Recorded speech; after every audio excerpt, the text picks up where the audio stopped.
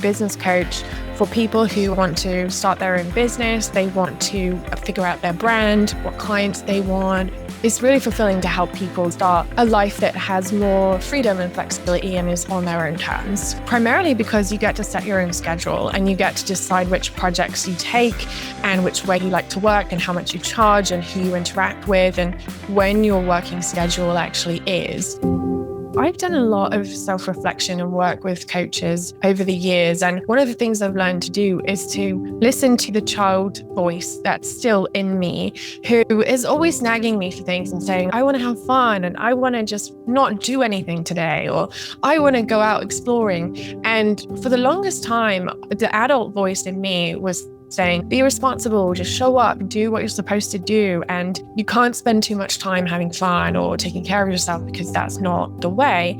And that was kind of ingrained into me from the way that I was brought up and having very controlling parents who were always pushing me and didn't advocate for downtime or just having fun.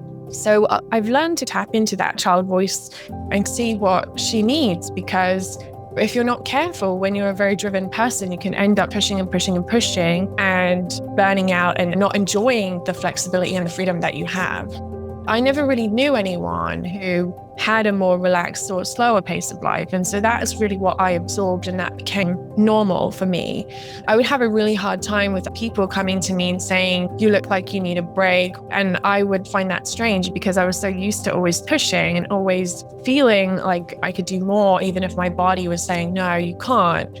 So it really took a lot of questioning and reflection on who am I and who do I want to be and what feels right to me.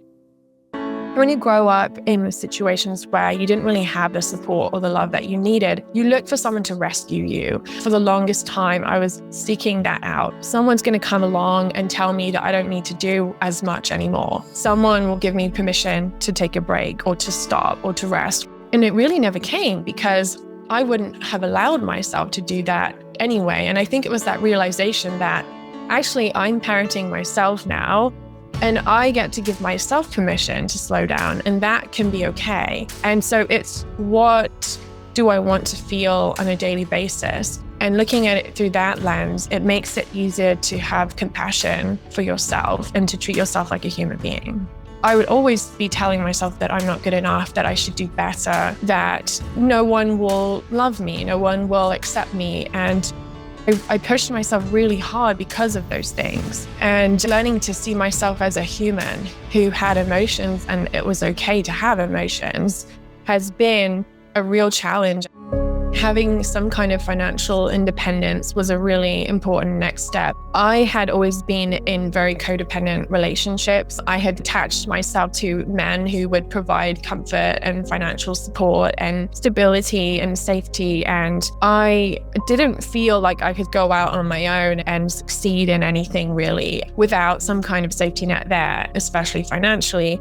And so I had a period of time where I was not in a relationship, and I realized that I was neglecting myself. I wasn't allowing myself to feel or think or have my own opinions on things. And when I started to spend money on the things that I felt I should spend money on, things for me, that was another big turning point, because suddenly I didn't have to go to anyone for permission.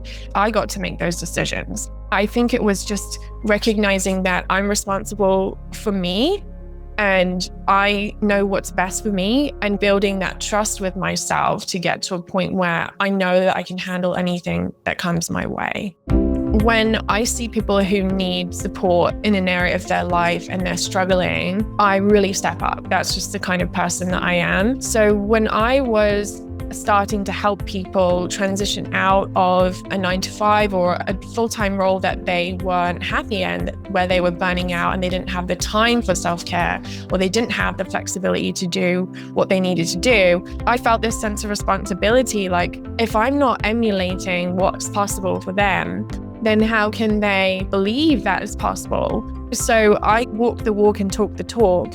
in the sense that I show them what's possible. And my job as a coach is to be a visionary in that sense. So if I ever catch myself not wanting to treat myself in the same way that I tell people, I really question that because, I'm a human too, and I want all of those things. For example, I just went to California for 2 months and I brought my cat, and I had a pool and a patio, and I did a lot of my coaching sessions outside. And I also went to some networking events, and it was just really fun.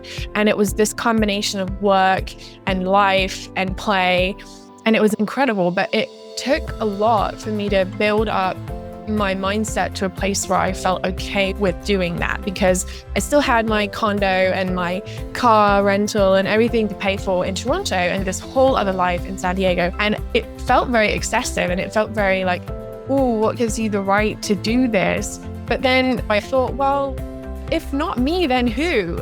Who else is going to let that be okay? So it was challenging, but it was really good for me to push back against those voices and say, this is okay. Even though this might not feel comfortable, this is okay.